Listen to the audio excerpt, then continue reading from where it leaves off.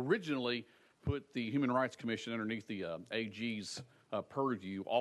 The amendment now just says the AG is directed to take a look at it, see the feasibility of having the Human Rights Commission under the AG. So with that, Mr. Chairman, I'll be happy to take any questions. Of course. Absolutely. Thank you, sir. And there is an explanation by Representative Garrett. Representative Pearson, you're recognized, sir. Thank you, Chairman. Sponsor, can you explain why this would be beneficial? I struggle to see how it would make any sense to move the Human Rights Commission under the Attorney General. Representative Garrett. Thank you, Mr. Chairman.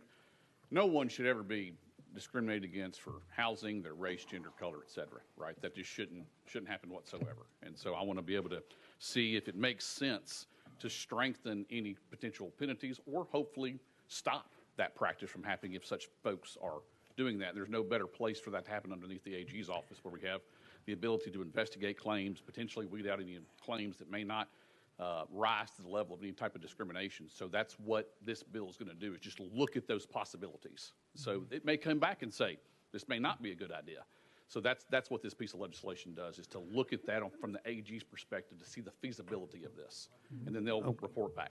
Follow up, Representative Pearson. Thank you, Chairman. Sponsor, today, if those claims are made, is the Attorney General not able to offer support to the Human Rights Commission? I'm sorry. Wait, go ahead, Representative Garrett. Please. Thank you, Mr. Chairman. If they do, that would be up to the commission to ask the AG for that advice. I'm not aware that he or his office wouldn't be available to provide that type of assistance, but it'd be a little bit different if it was under his purview. But I don't believe that if they had a particular issue that the AG or his office need to be involved in, that they would otherwise say, no, we're not going to get involved. So I would believe they'd be at the assistance if they should choose, and that would fall in the purview of the AG's office. Okay.